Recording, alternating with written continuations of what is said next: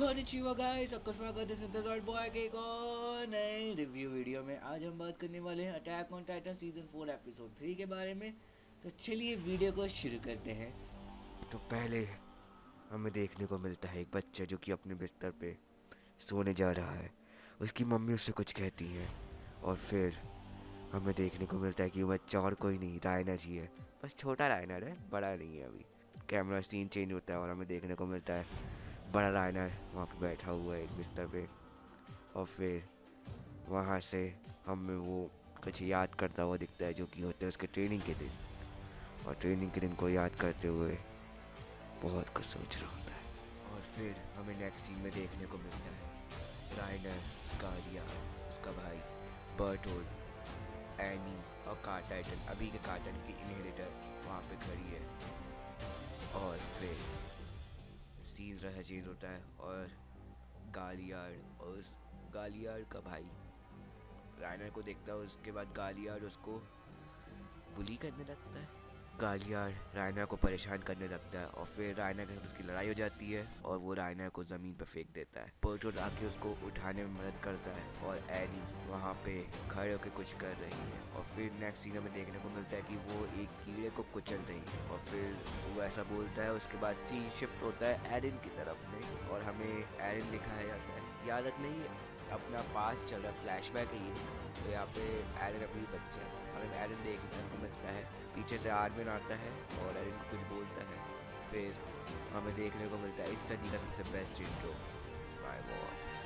फिर हमें एक जगह देखने को मिलता है जहाँ पे बहुत ज़्यादा डिस्ट्रक्शन हो चुका है। यहाँ पे सारे इनहेरिटर्स के लिए उनके टाइटन सेलेक्ट किया जाएगा कि कौन सा टाइटन किसको मिलेगा। जैसे एनी के लिए फीमेल टाइटन, रायना के लिए आर्मर टाइटन, फिर वो लोग मार्शल के लिए कार टाइटन को सेलेक्ट करते हैं और फिर जीक के लिए बीस्ट टाइटन को। और फिर कार टाइटन सेलेक्ट होता है।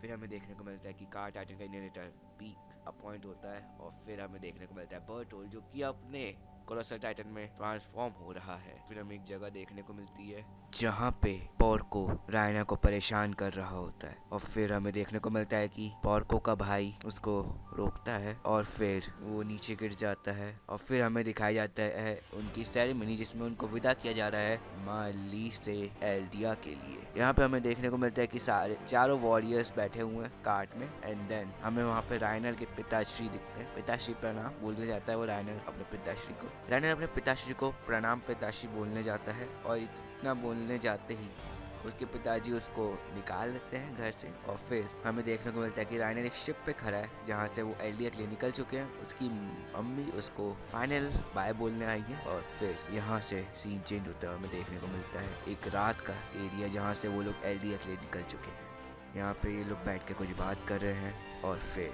हमें देखने को मिलता है कि फिर हमें देखने को मिलता है कि पोर्को गालियार्ड या फिर उसका भाई।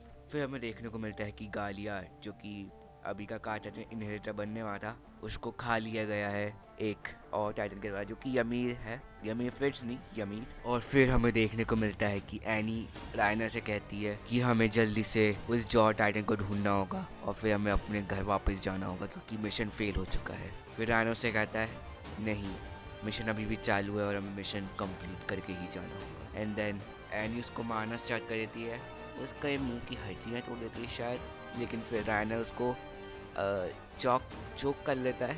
फिर रायनर उसको चोक करके रोक देता है और फिर एनी बेहोश हो जाती है। तो आगे हमें देखने को मिलता है कि बर्टोल ने शिगांशना डिस्ट्रिक्ट की वॉल तोड़ दी है और उसके पीछे से आता है स्माइलिंग टाइटन। जब वो अपने कोलोसल टाइटन की बॉडी से निकल रहा होता है वहाँ पे उसकी फट के 4 हो चुकी है। अपन मजे ले रहे हैं और फिर हमें नेक्स्ट सीन में देखने को मिलता है राइनर विद कोलोसल टाइटन बॉडी जो कि वॉल्स को तोड़ने के लिए बिल्कुल तैयार बैठा है 100% लेवल पे।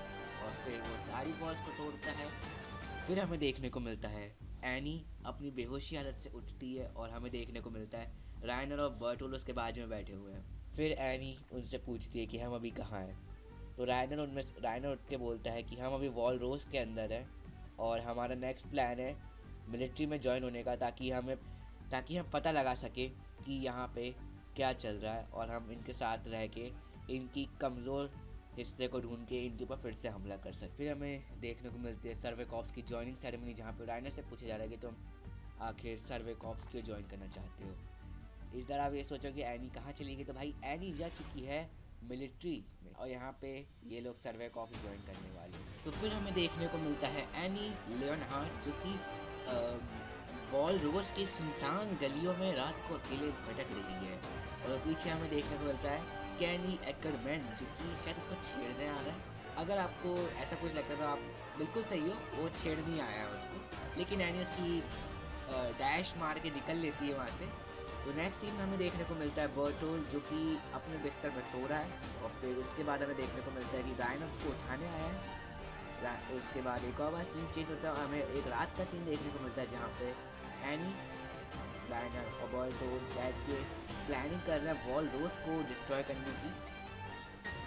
वो इतना प्लान कर ही रहे होते हैं कि फिर एक और बार सीन चेंज होता है और हमें रायनर का एक और फ्लैशबैक दिखाया जाता है जहाँ पे कि एक बंदा है जिसने सुसाइड कर लिया है और ये बंदा पता नहीं कौन है।